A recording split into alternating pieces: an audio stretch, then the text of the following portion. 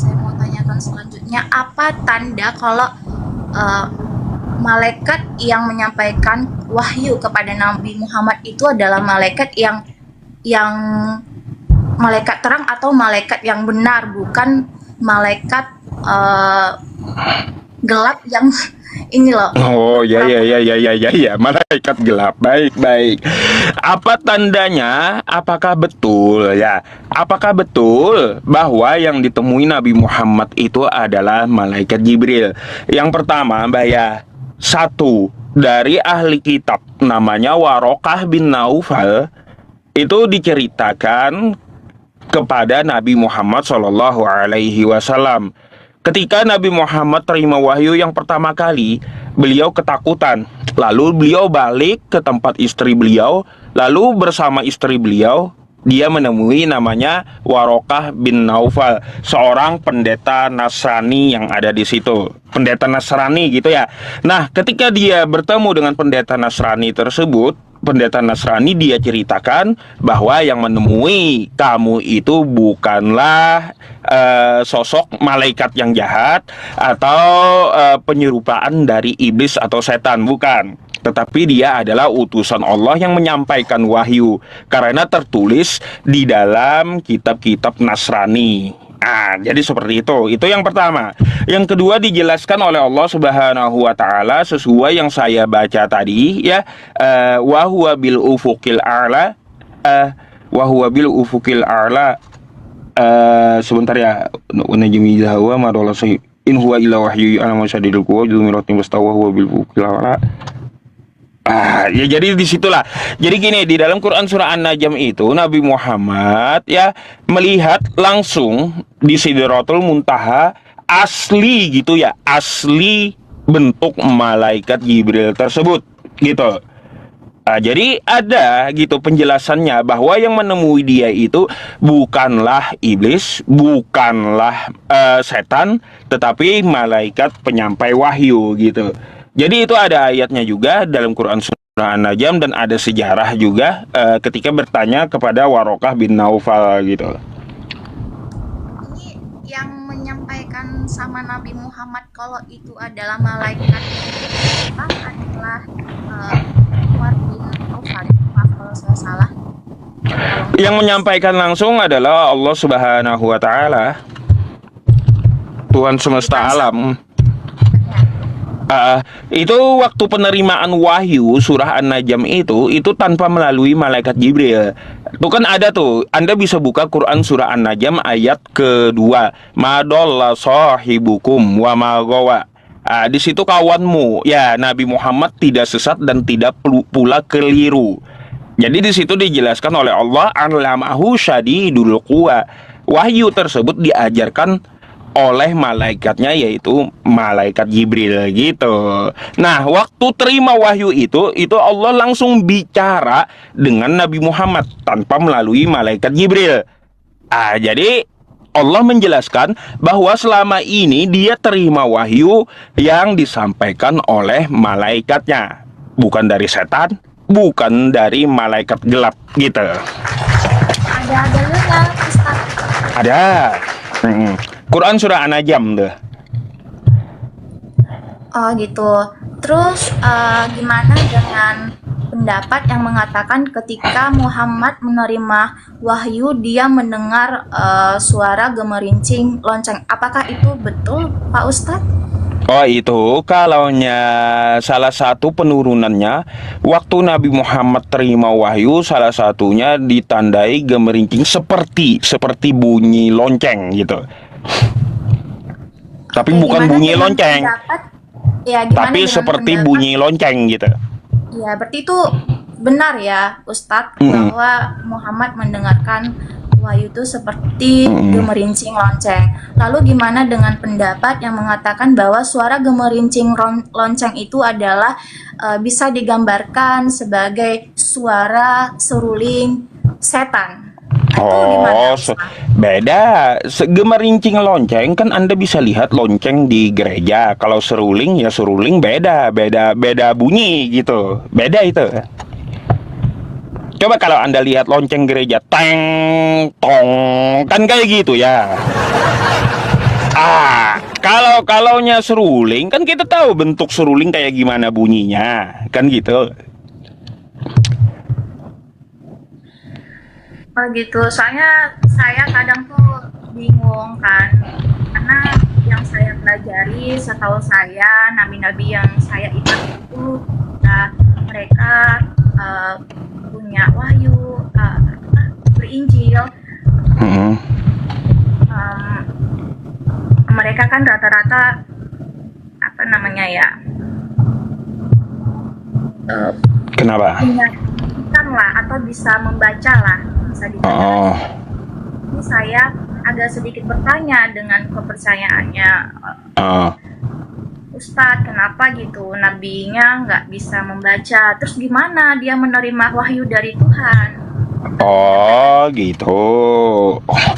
Jadi sengaja kenapa Nabi Muhammad itu dibikin Tuhan dia tidak bisa membaca. Itu ada di dalam Quran surah Al-A'raf, Mbak.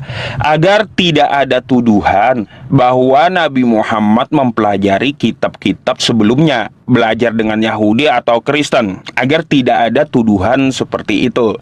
Nah, jadi bahwa betul yang diterima oleh Nabi Muhammad itu adalah wahyu dari Tuhan, bukan hasil dari belajar atau mencontek dari kitabnya Yahudi maupun kitabnya Nasrani. Jadi sengaja Nabi Muhammad itu dibikin buta huruf gitu. Lalu bagaimana dia itu menerima wahyunya? Kayak gini, Mbak. Kita dapat tahu kan wahyu pertama itu kan dilafazkan oleh malaikat Jibril. Iqra bismi rabbikal ladzi khalaq. Kan kayak gitu. Artinya apa? Nabi Muhammad itu disuruh untuk menghafalkan wahyu tersebut, lalu dia simpan dan untuk disampaikan, bukan berbentuknya tulisan yang dapat dibaca. Jadi metodenya itu oral gitu, bukan tulisan gitu loh, Mbak.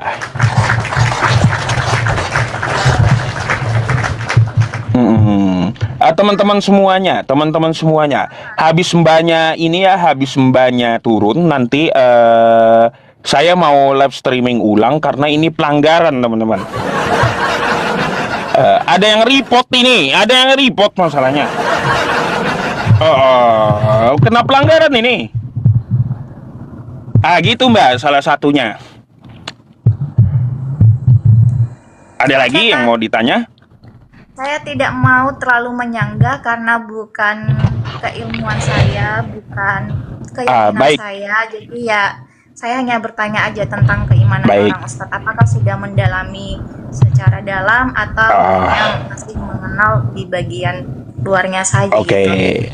Baik, begini, Mbak, saya boleh bertanya nggak? Oh boleh.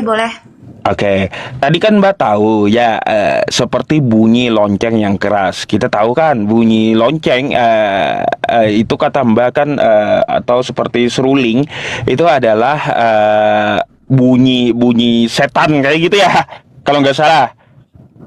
Iya, ada pendapat yang mengatakan demikian. Nah, lalu gimana dengan lonceng gereja, Mbak?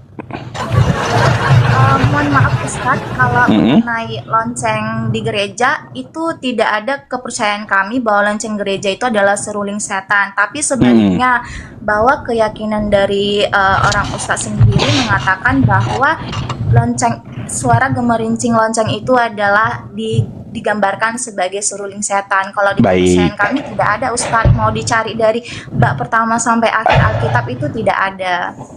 Nah, jadi kayak gini, Mbak. Kalau kepercayaan kami, Anda ketahui bahwa lonceng itu adalah seruling dari setan, ya, bunyi-bunyi setan gitu.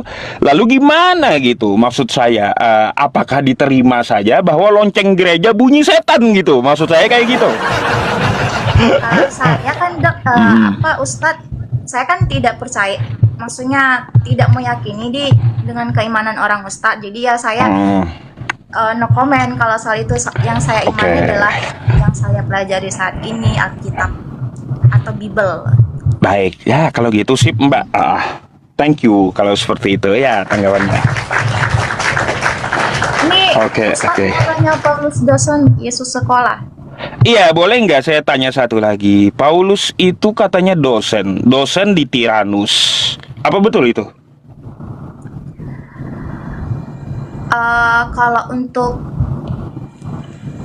apa ya, menjelaskan secara detail saya nggak bisa menyampaikannya sama Ustadz, tapi yang perlu kita ketahui adalah Paulus itu adalah seorang pengajar. Yang harus kita ketahui juga, apa sih sebenarnya dosen itu, mengapa Paulus dikatakan seorang pengajar. Dosen itu kan artinya mengajar loh, Ustadz.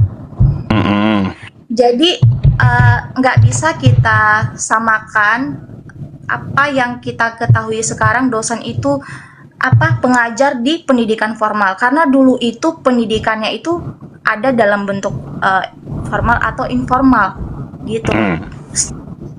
Jadi maksudnya gini, Paulus dikatakan dosen itu dalam artian dosen itu kan pengajar. Jadi Paulus itu adalah pengajar, tapi kalau menurut pendapat saya, pengajar di mana? Di pendidikan informal, karena pada saat itu pendidikan formal itu belum berdiri gitu. Oh, itu menurut pendapat Mbak gitu. Kira-kira ada nggak penjelasan dari Alkitabiahnya? Kalau dalam Alkitabiah, kalau Paulus itu dosen sih tidak ada, tapi kalau Paulus itu pengajar ya ada. Gitu ya. Ya, nanti kalaunya ada suatu saat Mbak sudah ada datanya, bisa dirincikan naik kembali gitu, boleh ya? Apa data apa? Paulus dosen atau atau karena kemarin saya tanyakan sama Kristen mana peninggalan sekolahnya. Dia bilang ada peninggalan sekolahnya, tapi berbentuk puing-puing. Sekarang tidak bisa ditemukan karena perang dunia katanya. Apa betul kayak gitu? Ustadz bisa tanyakan sama yang menyampaikan aja, Ustadz. Kalau saya cuma bisa menyampaikan apa yang saya pahami. Yang saya pahami adalah Paulus adalah seorang pengajar. Kalau dia apakah dosen atau tidak, saya tidak bisa jawab, Ustadz. Karena yang saya tahu Paulus adalah seorang pengajar di pendidikan informal, bukan pendidikan formal. Baik, kalau gitu nanti saya tanyakan kembali sama dia gitu ya. Itu aja Mbak, mungkin terima kasih banyak. Habis ini setelah Mbak turun, saya mau ini dulu, serungkap dulu ininya, live streamingnya, dikarenakan ini kena pelanggaran nih. Oke, makasih ya Mbak ya atas jawaban dan diskusinya. Makasih banyak.